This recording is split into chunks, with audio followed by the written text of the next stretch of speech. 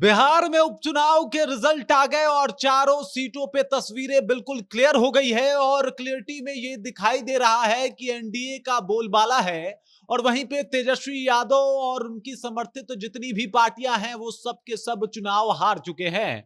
ये हार तेजस्वी यादव के लिए बहुत महंगा साबित होता हुआ दिखाई दे रहा है, क्योंकि तेजस्वी यादव ही कहा कर रहे थे कि भाई साहब ये जो है वो सेमीफाइनल मैच है और आने वाले फाइनल यानी 2025 के विधानसभा चुनाव में हम एकदम से सबकी बखिया उधेर देंगे और ये सेमीफाइनल भी जीतेंगे। लेकिन उनका पहला दावा बिल्कुल गलत साबित होता हुआ दिखाई दे रहा है और ये जो उपचुनाव रहा है वो तेजस्वी यादव के ऊपर बहुत भारी साबित हुआ। ये उपचुनाव किस तरीके से गेम बिगाड़ रहा है तेजस्वी यादव का सब कुछ आपको विस्तार पूर्वक हम समझाएंगे, लेकिन उससे पहले मेरा परिचय जान लीजिए। मेरा नाम है रजत और आप जनता जंक्शन देख रहे हैं। आप समझिए कि भाई तेजस्वी यादव ने जिस तरीके का माहौल बनाया और तेजस्वी यादव जिस तरीके से ऐसा लग रहा था कि चारों की चारों सीटों पे जो है वो चुनाव जितवा देंगे, ऐसा लगा कि भाई वो अपनी आबरू भी नहीं बचा पाए हैं इन सीटों पे। अब पहले इस बात को समझ जाइए कि मैं ऐसा क्यों कह रहा हूं। इमामगंज पहले हटा देते हैं क्योंकि ये एनडीए खेमे का सीट था। बात करते हैं 3 सीटों की जहां पे 2020 में इंडिया ब्लॉक की तरफ से जो प्रत्याशी थे वो चुनाव जीते थे। चाहे वो तरारी हो जहां से सुदामा प्रसाद जो है वो चुनाव जीते थे, अभी वो आरा के सांसद बने इसलिए ये सीट खाली थी।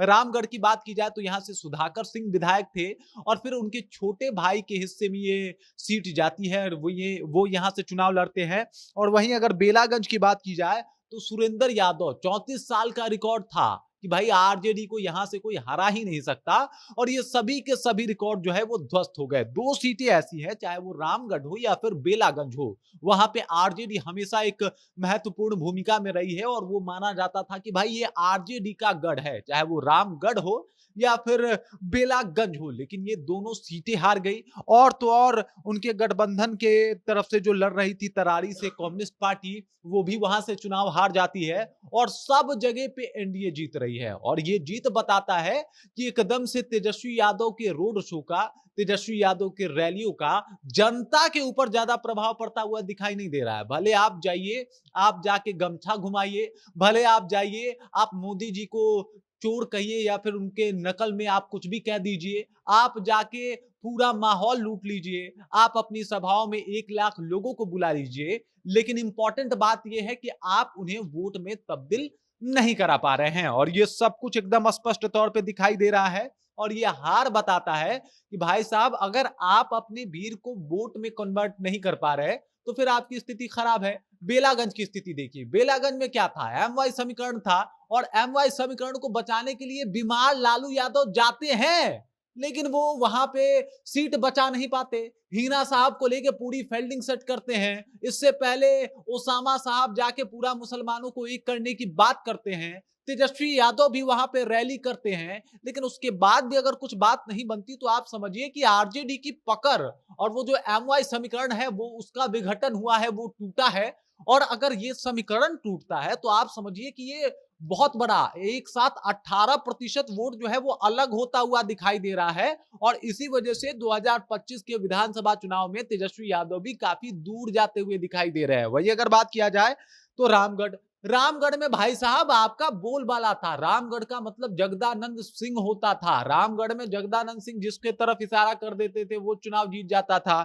मतलब आप समझ जाइए कि रामगढ़ से जगदानंद सिंह ने अंबिका यादव तक को चुनाव जितवाया है आरजेडी के तरफ से और समझ जाइए कि अपने बेटे को वो चुनाव नहीं जिता पाए और इसका दोष जा रहा है कि भाई साहब परिवारवाद और दूसरा राजपूत वोटर। वहां पे राजपूतों का गढ़ माना जाता है, लेकिन इस बार जो राजपूत थे वो बीजेपी के साथ चले गए और उन्होंने अपने क्षेत्रीय राजपूत कैंडिडेट को जिता दिया और इस वजह से वहां पे रामगढ़ में जगदानंद सिंह के बेटे को चुनाव हारना पड़ा। लोगों ने कहा भाई परिवारवाद कब तक चलेगा और ये बात बहुत बारीकी से तेजस्वी यादव को समझना पड़ेगा, क्योंकि अभी उनको राजनीति करना है, लंबा राजनीति करना है और अभी हाल फिलहाल जो है वो बिहार में विधानसभा का चुनाव है। तो इस बात को उनको समझना पड़ेगा कि भाई साहब ये जो उनके ऊपर लांछन आज तक लगते आए हैं उससे दूर जाए। तरारी की अगर बात करें तो तरारी में भी आपने उस तरीके की मेहनत नहीं की, तरारी में उस तरीके से आपने फोकस नहीं किया, जिसका देखिए आप झारखंड में जाके माहौल बना रहे हैं, अच्छी बात है। झारखंड में जाके एक दिन में 5-5 सभाएँ कर रहे हैं, ये भी बहुत अच्छी बात है। लेकिन आपका वजूद बिहार से जुड़ा हुआ है। झारखंड में एकदम अच्छा प्रदर्शन है आपका, कोई दिक्कत नहीं है। लेकिन अगर बिहार में उपचुनाव हो रहा है, आप उसे खुद सेमीफाइनल बता रहे हैं, तो वहां पे तो आपको माहौल बनाना ही पड़ेगा।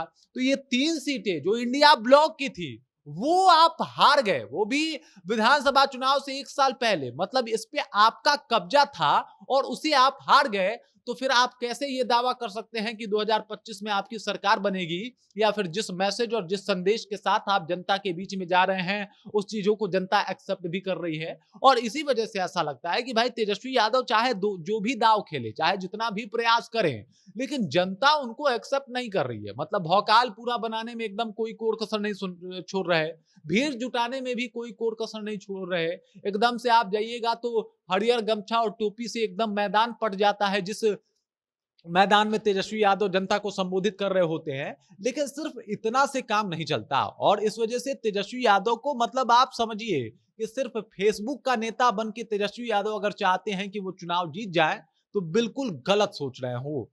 मतलब उनको जाना पड़ेगा, जमीन पे उतर के राजनीति करनी पड़ेगी, और बिल्कुल लालू यादव के तर्ज पे राजनीति करनी पड़ेगी। जैसे लालू यादव राजनीति किया करते थे, जमीन के नेता वो माने जाते हैं। बाकी भी बिहार में आपने देखा था कि किस तरीके से जमीन की लड़ाइयां लड़ी जाती है। नेता वो है जो जमीन पे दिखाई दे। आप फेसबुक पे आते हैं, 4 पोस्ट कर देते हैं, दुबई चले जाते हैं, इससे आप चुनाव नहीं जीत सकते। इससे आप बिहार की जनता को अपने पक्ष में नहीं कर सकते। बिहार की जनता तब आपको चुनेगी जब उनको अपनापन का एहसास होगा आपसे। आप समझिए इस बात को। आप सिर्फ दिस दैट बतिया के जो है वो चुनाव नहीं जीत सकते बिहार में, और ये बारीकी जो है वो तेजस्वी यादव को अभी समझने की आवश्यकता है, वरना 2025 का विधानसभा चुनाव काफी दूर चला गया है और कुर्सी भी बहुत दूर जा सकती है। बाकी इस खबर को लेके, इस जानकारी को लेके और तेजस्वी यादव को लेके क्या सोचते हैं आप? आपके ज़हन में क्या कुछ चल रहा है? कृपया कमेंट कीजिए और अपना विचार हम तक पहुँचा दीजिए। बाकी आप देख रहे हैं जनता जंक्शन और मेरा नाम